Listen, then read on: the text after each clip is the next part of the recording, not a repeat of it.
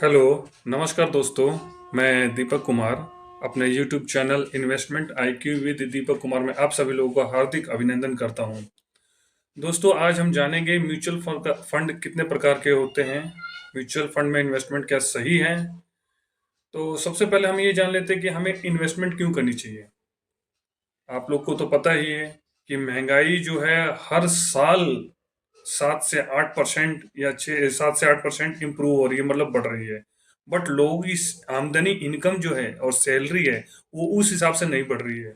मान लीजिए, आज जो खाने पीने की जो भी हमारी चीजें हैं या रोजमर्रा की चीजें हैं, कपड़े हो गए, जूते हो गए, ब्रांडेड गाड़ियां हो गई, सोने चांदी होंगे, आज जितने रुपए में वो चीजें हमें मिल रही हैं अपने जीवन की आवश्यकता की पूर्ति के लिए, क्या वो 1 साल 2 साल बाद उतने ही रुपए में वो चीज मिलेगी?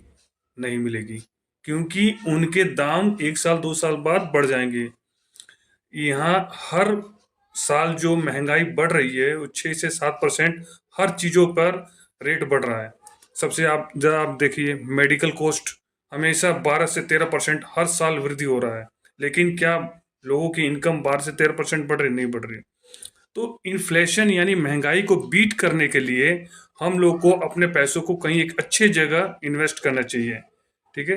इन्वेस्टमेंट लॉन्ग टर्म, वो भी इन्वेस्टमेंट लॉन्ग टर्म में होनी चाहिए ताकि लॉन्ग टर्म में हम लोग को काफी अच्छा प्रॉफिट मिल सके। यानी हमारे अगर लॉन्ग टर्म में 15% का भी CAGR, यानी CAGR का मतलब होता है compound annual growth return, CAGR 15% का भी मिलता है तो समझ लीजिए कि 4 से 5 साल में आपके पैसे डबल हो जाते हैं। तो दोस्तों, आज इसी कड़ी में हम म्यूचुअल फंड के बारे में डिटेल में जानेंगे कि म्यूचुअल फंड क्या है, म्यूचुअल फंड में क्या इन्वेस्टमेंट सही है, म्यूचुअल फंड में कितने प्रकार के होते हैं। लोगों के मन में एक धारणा होती है ना कि म्यूचुअल फंड्स को लेके, क्या म्यूचुअल फंड सही है? एक थीम भी आपने सुना होगा, म्यूचुअल फंड सही है। तो देखिए, म्यूचुअल फंड में इन्वेस्ट करना काफ़ी अच्छा माना जाता है।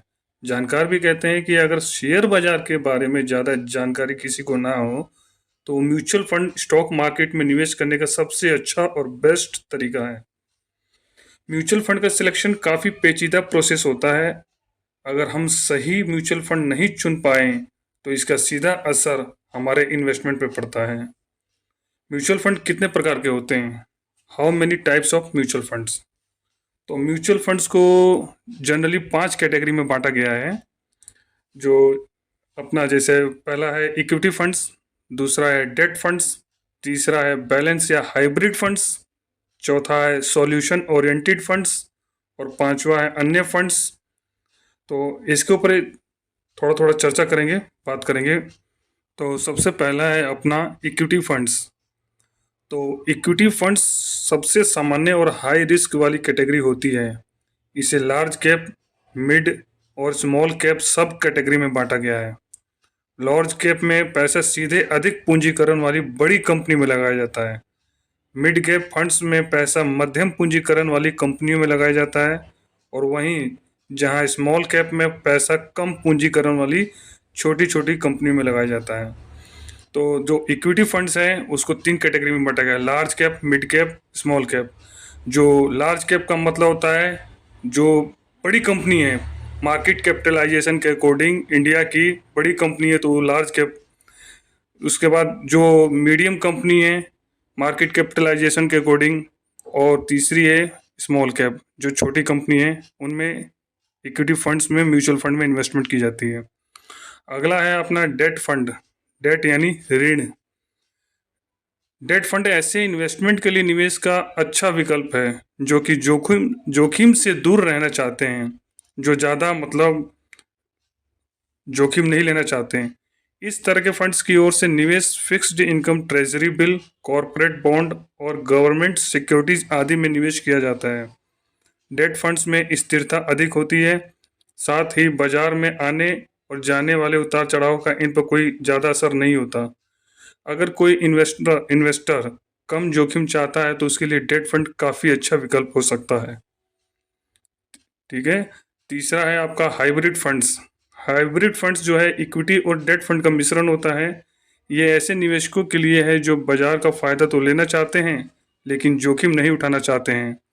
इनकी 2 सब कैटेगरी होती है, पहली एग्रेसिव हाइब्रिड फंड और दूसरा होता है बैलेंस्ड हाइब्रिड फंड। आपकी चुनी कैटेगरी के अनुसार ही म्यूचुअल फंड मैनेजर की ओर से इक्विटी और डेट में निवेश करता है। एग्रेसिव हाइब्रिड फंड में इक्विटी में अधिक निवेश किया जाता है और बैलेंस्ड हाइब्रिड फंड में डेट को ज़्यादा वरीयता मतलब प्राथमिकता दी जाती है। अगला है आपका सॉल्यूशन ओरिएंटेड फंड्स।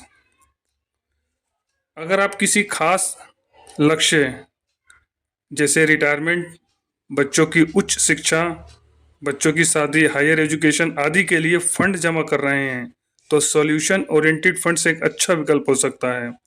इस तरह के फंड्स में इक्विटी, डेट और हाइब्रिड फंड का मिश्रण हो सकता है। इन तरह के कुछ फंड्स लॉक इन पीरियड के साथ आते हैं।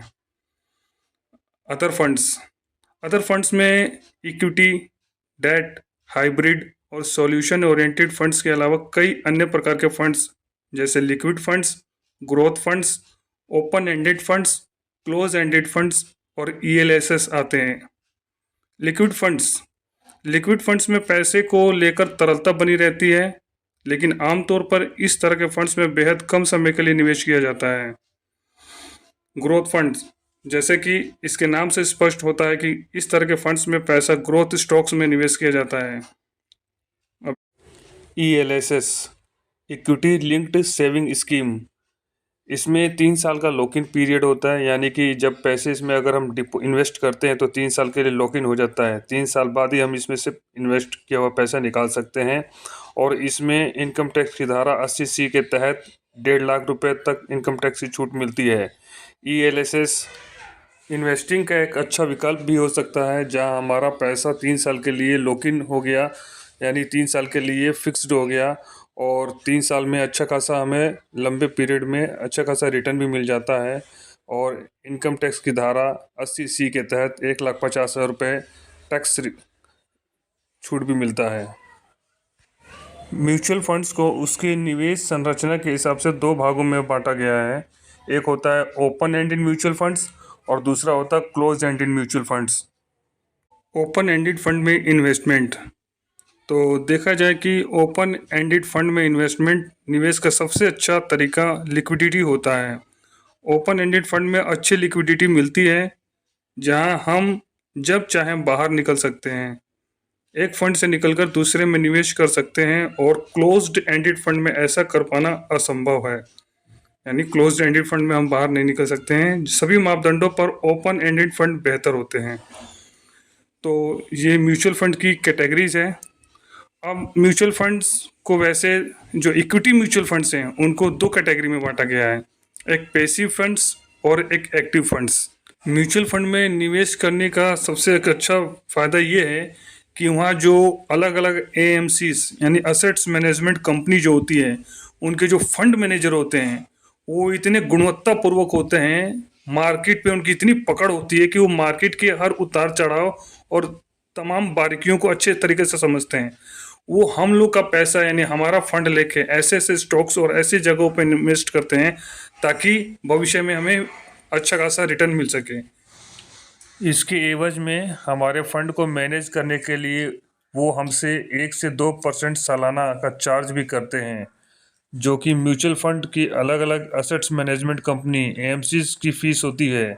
इसी को एक्सपेंस रेशियो कहते हैं। म्यूचुअल फंड में इन्वेस्टमेंट करने के लिए इन्वेस्टर्स को अपने अपने रिस्क फैक्टर देखने होते हैं। तो आज हमने म्यूचुअल फंड्स के बारे में जानकारी ली और कितने प्रकार के म्यूचुअल फंड होते हैं, इन्वेस्टमेंट करने से म्यूचुअल फंड में कहाँ कहाँ कितना रिटर्न मिलता है। दोस्तों, आशा करता हूँ आप लोग को ये वीडियो पसंद आई होगी और आप मेरे इस channel investment IQ with Deepak Kumar को ज़रूर सब्सक्राइब करें, बेल आइकन दबाएं और घंटी का बटन ज़रूर दबाएं ताकि मेरी सभी लेटेस्ट वीडियो आप तक पहुंचते रहें। धन्यवाद। Subscribe now and press the bell icon. Never miss an update.